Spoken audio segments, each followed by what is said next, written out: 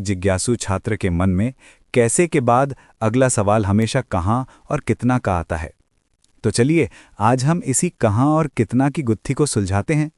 आज हम जानेंगे कि विश्व और भारत के विशाल मानचित्र पर हमारा बिहार कहाँ स्थित है, इसकी सीमाएं किनसे मिलती हैं, ये कितना लंबा चौड़ा है।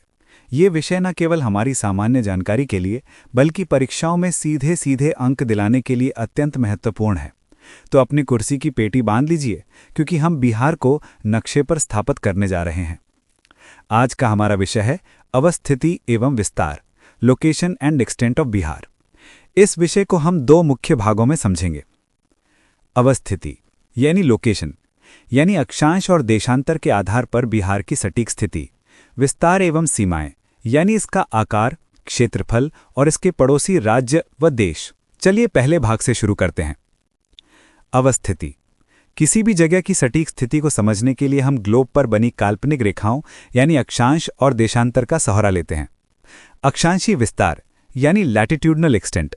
बिहार का अक्षांशीय विस्तार 24 डिग्री 20 मिनट 10 सेकंड उत्तरी अक्षांश से लेकर 27 डिग्री 31 मिनट 15 सेकंड उत्तरी अक्षांश तक है। इसका मतलब क्या है? इसका मतलब है कि बिहार पूरी तरह से उत्तरी गोलार्ध यानी कि नॉर्दर्न हेमिस्फीयर में स्थित है। ये भूमध्य रेखा के उत्तर में है। कर्क रेखा जो 23.5 डिग्री उत्तरी अक्षांश पर है, बिहार के दक्षिण से यानी झारखंड से होकर गुजरती है।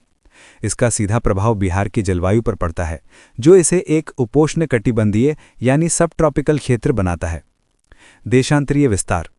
बिहार का देशांतरीय विस्तार 83 डिग्री 19 मिनट 50 सेकंड पूर्वी देशांतर से लेकर 88 डिग्री 17 मिनट 40 सेकंड पूर्वी देशांतर तक है। इसका मतलब क्या है? इसका मतलब है कि बिहार पूरी तरह से पूर्वी गोलार्ध यानी कि ईस्टर्न हेमिस्फीयर में स्थित है। ये ग्रीनविच मीन टाइम रेखा के पूर्व में है। भारत की मानक समय रेखा 82.5 डिग्री पूर्वी देशांतर बिहार के पश्चिम से प्रयागराज या इलाहाबाद से होकर गुजरती है। इसलिए बिहार का समय भी भारतीय मानक समय यानी IST के अनुसार ही चलता है। संक्षेप में, बिहार भारत के पूर्वी भाग में स्थित एक भू-आवेष्टित राज्य है। भू-आवेष्टित का अर्थ है कि इसकी सीमाएं किसी भी समुद्र या महासागर से नहीं लगती हैं। 2. विस्तार एवं सीमाएं। अब जब हमने बिहार को ग्लोब पर ढूंढ लिया है, तो चलिए देखते हैं कि ये कितना बड़ा है और इसके पड़ोसी कौन कौन हैं। आकार। बिहार का आकार लगभग आयताकार है। लंबाई। उत्तर से दक्षिण तक इसकी अधिकतम लंबाई 345 किलोमीटर है। चौड़ाई। पूर्व से पश्चिम तक इसकी अधिकतम चौड़ाई 483 किलोमीटर है। यहाँ ध्यान दें कि बिहार की चौड़ाई उसकी लंबाई से अधिक है। क्षेत्रफल। बिहार का कुल क्षेत्रफल 94,163 वर्ग किलोमीटर है। ये भारत के कुल क्षेत्रफल का लगभग 2.86% है। क्षेत्रफल की दृष्टि से बिहार भारत का 12वां सबसे बड़ा राज्य है, तेलंगाना बनने के बाद। भौगोलिक सीमाएं। बिहार की सीमाएं एक देश और 3 भारतीय राज्यों से लगती हैं। ए. उत्तर में। बिहार के उत्तर में नेपाल देश है। बिहार और नेपाल के बीच लगभग 729 किलोमीटर लंबी अंतर्राष्ट्रीय सीमा है। नेपाल से सटे बिहार के जिले पश्चिम से पूर्व क्रम में पश्चिमी चंपारण, पूर्वी चंपारण, सीतामढ़ी, मधुबनी, सुपौल, अररिया, किशनगंज। कुल 7 जिले। बी. पूर्व में। बिहार के पूर्व में पश्चिम बंगाल है। पश्चिम बंगाल से सटे बिहार के जिले उत्तर से दक्षिण क्रम में किशनगंज, पूर्णिया, कटिहार। कुल 3 जिले। सी. दक्षिण में। बिहार के दक्षिण में झारखंड राज्य है, जो 15 नवंबर 2000 को बिहार से ही अलग होकर बना था। झारखंड से सटे बिहार के जिले पूर्व से पश्चिम क्रम में कटिहार, भागलपुर, बांका, जमुई, नवादा, गया, औरंगाबाद, रोहतास। कुल 8 जिले। डी. पश्चिम में। बिहार के पश्चिम में उत्तर प्रदेश राज्य है। उत्तर प्रदेश से सटे बिहार के जिले दक्षिण से उत्तर क्रम में रोहतास, कैमूर, बक्सर, भोजपुर, सारण, सीवान, गोपालगंज, पश्चिमी चंपारण। कुल 8 जिले।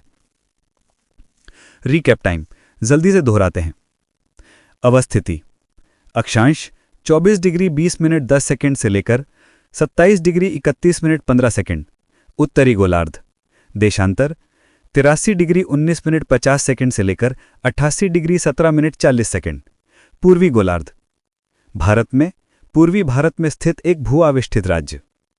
विस्तार, आकार, आयताकार, लंबाई 345 किलोमीटर, चौड़ाई 483 किलोमीटर, क्षेत्रफल 94,163 वर्ग किलोमीटर, भारत का 2.86%। सीमाएं: उत्तर में नेपाल 7 जिले, पूर्व में पश्चिम बंगाल 3 जिले, दक्षिण में झारखंड 8 जिले, पश्चिम में उत्तर प्रदेश 8 जिले। तो दोस्तों, आज हमने अपने प्यारे बिहार को नक्शे पर न सिर्फ ढूंढा, बल्कि उसकी सीमाओं को, उसके आकार को भी अच्छी तरह से माप लिया है। अब हमें पता है कि हमारा राज्य दुनिया में और देश में कहाँ खड़ा है। अब जब बिहार की बाहरी रूपरेखा हमारे जहन में स्पष्ट हो चुकी है, तो चलिए एक बार फिर से इसकी नींव की गहराइयों में उतरते हैं।